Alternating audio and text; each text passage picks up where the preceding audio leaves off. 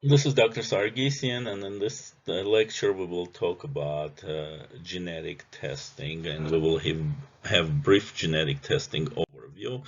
These are our topics for the pediatric genetics or genetics in pediatric primary care, and today's topic is applying to understanding of the basic principles of genetics, delineating patterns of inheritance, and of course, genetic testing. Genetic testing is the analysis of DNA, RNA, chromosomes, proteins, and protein products like metabolites to define the nuances of heredity, details of heritable traits, and disorders related to these substances. So this has been done for a significant number of years in the past. However, initially this was done only for research and then used for clinical testing and diagnosis, but nowadays we have direct to consumer testing where testing can be done to determine ancestry or sometimes even recreationally. So uh, clinical genetic testing can be done for more than 5,000 disorders, but positive result for genetic test can mean lots of things, and it all comes down to gene expressivity. So will or disorder variation. So basically, will this genetic variant or mutation result in the disorder or not? And again, classic cystic fibrosis example, certain mutations can be associated with this disorder, but if they found in just alone, they may not express as a cystic fibrosis. So studies suggested that the genetic testing more results in acknowledgement of the risk and not it's not a sentence, it's not a condition that will definitely happen. Very seldom it can give definitive diagnosis. So a good example is testing for coronary artery disease risk, and again it's a risk, and it takes the different variables into considerations, and um, it's not definite if all these genetic factors will result in developing coronary artery disease. So I have a link here for genetest.org, and you can click on it and see what genetic tests are available in clinics or clinically. So sampling in genetic testing, what can be used, what kind of body tissues can be used for genetic testing? And today is most commonly used sample is epithelial cell, uh, obtained buccally, and even saliva and leukocytes from blood.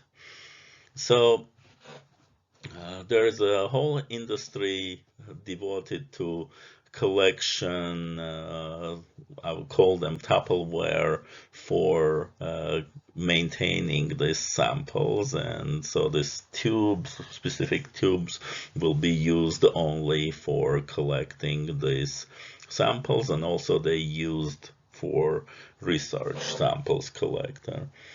So also the advanced technologies allow to look for non-genomic DNA Non-genomic DNA is a cell-free DNA fragments that circulate in the blood, and they can be collected from plasma or urine.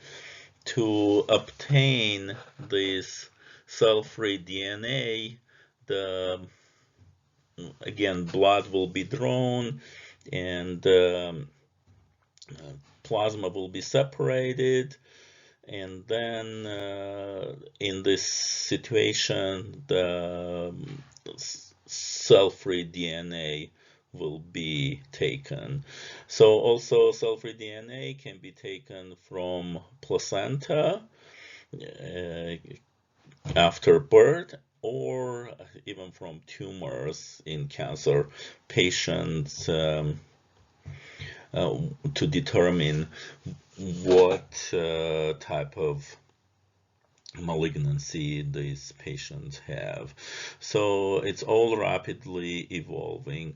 There is a non-invasive prenatal testing, and it has been used for genotyping the fetal blood groups, and even it's possible to determine sex, fetal sex, and this will be useful to determine sex-linked disorder, and also chromosomal aneuploidy can be detected, and many different things such as sickle cell anemia, cystic fibrosis, Fragile X syndrome, and again, cell-free DNA can be used for those purposes.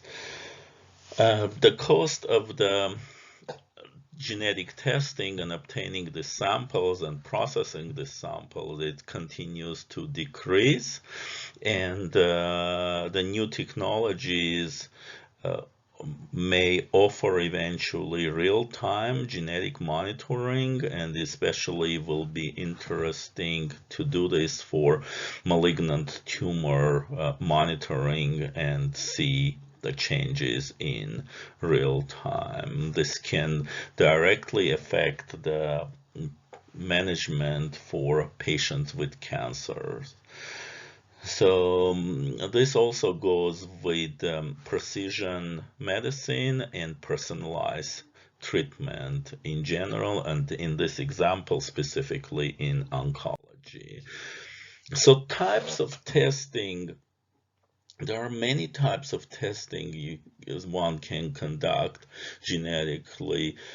So different disorders can be determined, such as Marfan syndrome can be diagnosed on clinical features, but sometimes patients may have a body type that fits Marfan syndrome, but they will not have the actual Marfan syndrome, like genetic makeup.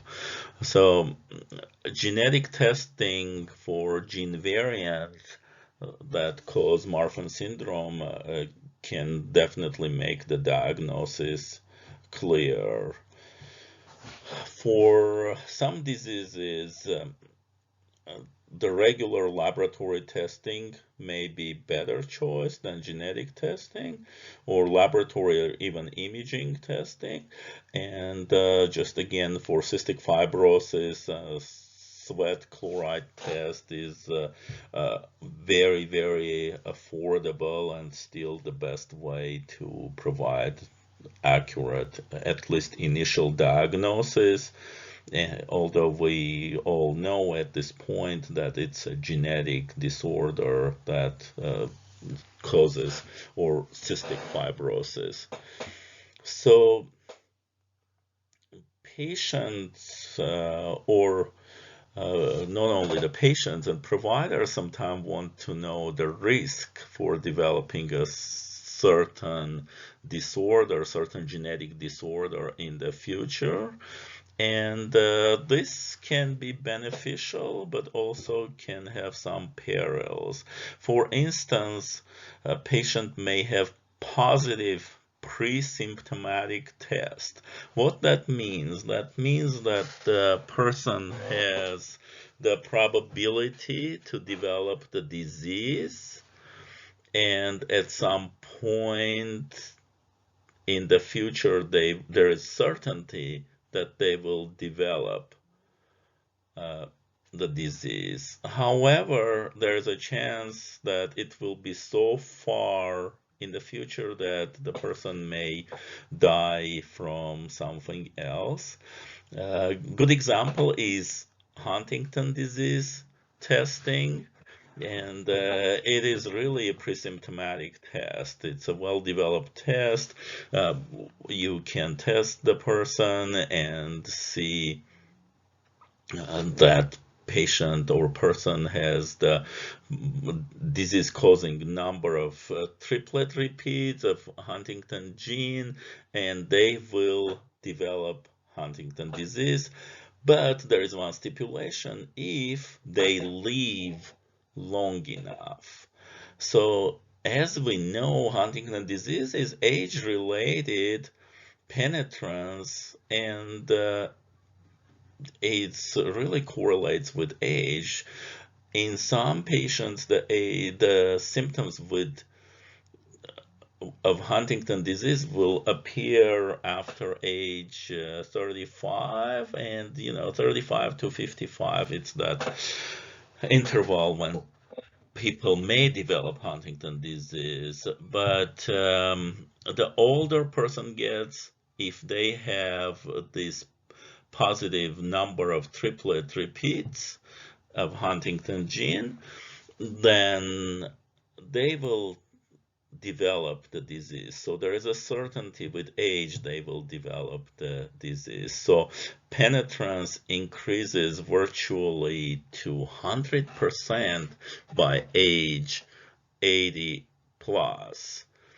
So this makes the genetic testing for Huntington disease, in this case, a very difficult choice, because a person, like I said, may not live that long, or they just don't want to know that they will develop the disease at some point. Another option or another type of testing is predispositional testing. It's when having a certain gene increases the likelihood of having a genetic disease. Or like in Huntington disease, we were talking about positive presymptomatic tests. So there was certainty, we just didn't know when. Predispositional testing is, there is a probability that disease may or may not happen, but there is no certainty about it. So example is testing for breast cancers, like mutations in BRCA1 and BRCA2 genes. And again, this is predispositional. It's not the 100% certainty that person will develop the disease. Okay, so again,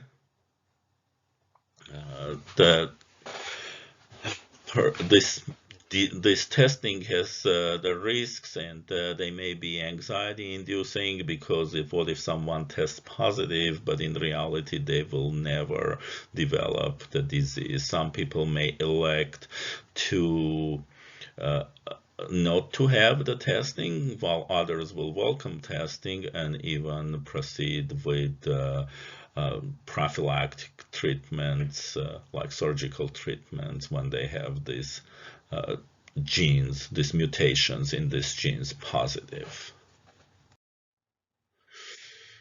Oversight is very important in genetic testing, because false positives and false negatives can have very detrimental consequences. It's important to see to have clear understanding of the tests and to make sure that testing done appropriately.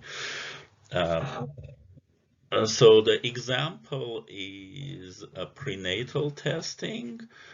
So false negatives in prenatal testing may lead to birth of critically ill and sometimes non-viable child, and or false positive may result in an unfortunate situation when the normal pregnancy may be terminated. So again, these are very drastic examples, but it can happen if there is no oversight in genetic testing, or genetic testing is not conducted properly. So laboratories performing tests in the United States, all laboratories performing genetic tests should be certified under Clinical Laboratory Improvement Act. And even if the genetic testing done as a part of genetic research, they still should be done in a laboratory that is CLIA certified. So in case if the laboratory doesn't have the certification, the research still can be conducted, but by no means these results cannot used for healthcare related decision. So genetic testing and most of the other testing there is an oversight of it by several federal agencies like Center for Medicare and Medicaid Services, FDA, and even Federal Trade Commission. So FDA actually regulates all laboratory tests that's sold as kits, and the kits, and I'm not talking about kits sold to consumers, but kits that are sold to laboratories to conduct the testing. So, okay. So quality of genetic testing is important. And so we need to know the validity of the test. We need to know that test is accurate, specific, and sensitive, and reliable. At the same time, we need to know that the test is clinically meaningful, so we can make clinical judgment based on the results of this test. So patients also who engage in genetic testing and provide should use only the test that will result in overall improvement of health and health care.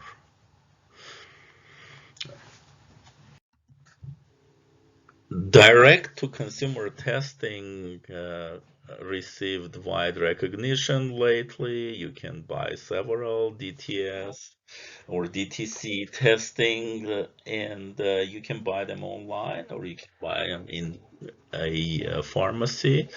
And there are tests for single gene disorder, or there are tests for multifactorial diseases, and there are tests that cover several diseases. This is still staying somewhat this is still somewhat controversial issue, but some people strongly believe that they would like to learn about their own genetic makeup and genetic disease risk on their own without the interference of someone else, be that a healthcare provider or a government agency. So the American College of Medical Genetics and Genomics issued statements on genetic testing, direct-to-consumer genetic testing, jointly with American Society of Human Genetics. And these organizations, that they insist that a professional should be involved in ordering and also explaining or interpreting the genetic tests to the patients. This is not the situation right now, because one can buy the tests without any interpretations. I think some of them may offer interpretations, but is no really clinician involvement in most of these tests. So the concern is that the person will not, or a person who sent the sample and received the result, will not understand the results correctly. And the other concern is that these results aren't secure and they may get in wrong hands, and decisions such as hiring decision can be made on these direct-to-consumer testing results, which is obviously illegal to discriminate someone based on their genetic testing results. So at the same time, the genetic testing direct-to-consumer may be affordable, and at the same time it can be very expensive, depending what you are testing and what's the number of genes included. So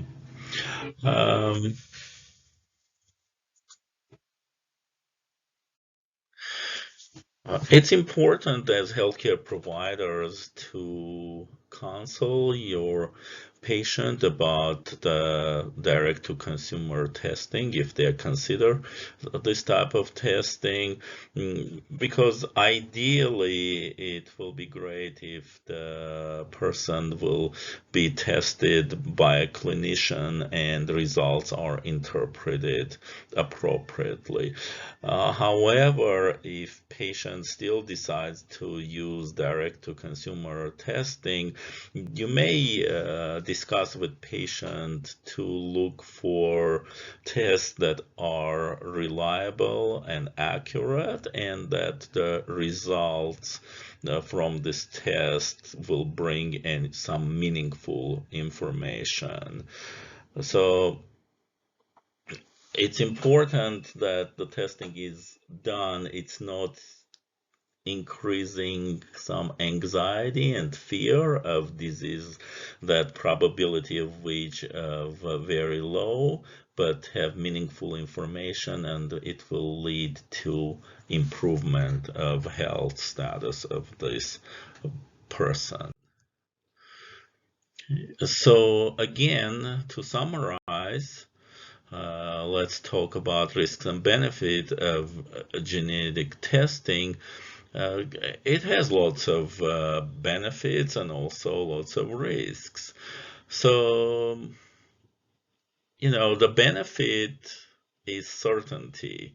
For instance, someone has family history for colon cancer, but genetic testing reveals that the person does not have the risk for colon cancer, then they can proceed with general colonoscopy screening recommendations, which are developed for average patient with no familial risk. So on the other hand, this can allow the patient to develop anxiety. It may lead patient to anxiety, and again, if patients are not getting results that's certain, or they are not really medically meaningful, but this may cause fear and anxiety. But again, it all depends what kind of genetic test, what are the results, and how accurate and reliable they are. So genetic testing becoming more common these days, and it used to screen and diagnose genetic disease. And even these days, the reproductive technologies can be employing the genetic testing to determine sex of the embryos or genetic traits in the process. And the sex of the embryo will be useful if it's X or Y linked disorders. And so there is a future in this testing, and it can benefit. But again, like in any testing or any innovation, it's important to approach this responsibly and use evidence-based information when making your decisions. And by doing that, you will achieve better outcomes for yourself and your patients.